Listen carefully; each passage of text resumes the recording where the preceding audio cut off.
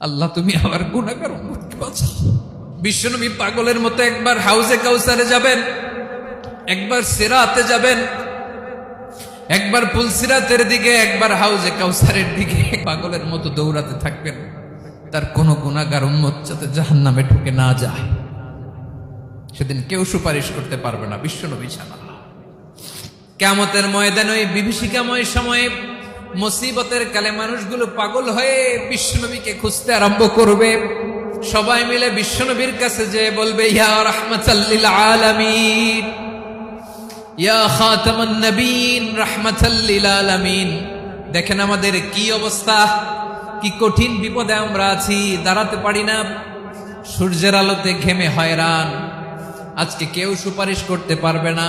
সব নবীরা অপারগতা স্বীকার করেছে, তারা বলেছে আপনি ছাড়া কেউ নাকি আল্লাহর সামনে দাঁড়াতে পারবেন না, আপনি একটু সুপারিশ করেন। বিশ্বনবী বলবেন, আসো আসো, আজকের দিনে আমি ছাড়া আল্লাহর সামনে কেউ দাঁড়াতে পারবে না। বিশ্বনবী মাকামে মাহমুদে যে আল্লাহু আকবার বলে সিজদায় লুটিয়ে পড়বেন,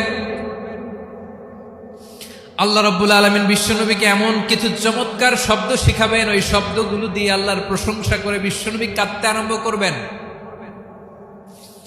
বিশ্বনবী এমন ভাবে অজর দ্বারায় সিজদায় লুটিয়ে পড়ে কাঁদবেন, রব্বুল আলামিনের রহমতের দরিয়ায় জোশ লেগে যাবে। রব্বুল আলামিন এই দৃশ্য থেকে সহ্য করতে পারবেন না। রব্বুল আলামিন বলবেন, ইয়া মুহাম্মদ ইরফা রাসাক, ও নবী আপনি মাথা তোলেন, মাথা তোলেন, আপনার কান্না আমি সহ্য করতে পারি না। নবী আপনি মাথা তোলেন, সাল তুতা, আজকে আপনি যা চাবেন তাই দেব। নবী আপনি সিজদা থেকে মাথা তুলেন, সাল তুতা, যা চাবেন তাই দেব।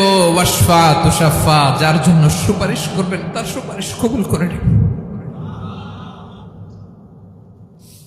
বিশ্বনবী এবার মাথা তুলবেন।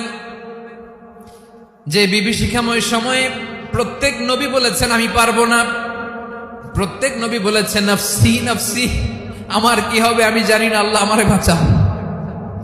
প্রতিটি নবী বলবে নফসি নফসি, আল্লাহ তুমি আমারে বাঁচাও, আমারে বাঁচাও। বিশ্বনবী মাথা তুলবেন, তুলে বলবেন রব্বি হাবলি উম্মতি, আল্লাহ তুমি আমার গুনাহগার উম্মতকে বাঁচাও। এই দুনিয়ার বুকে রব্বুল আলামিন সব নবীকে একটা করে দাওয়া মুস্তাজাবা দিয়েছেন, মানে যে দোয়া করলে কবুল হয়ে যায় সাথে সাথেই। দাও বিহা, দুনিয়ার সব নবীরা ওই দোয়াটা দুনিয়ায় করে ফেলেছে। সব নবীকে আল্লাহ একটা করে দোয়া দিয়ে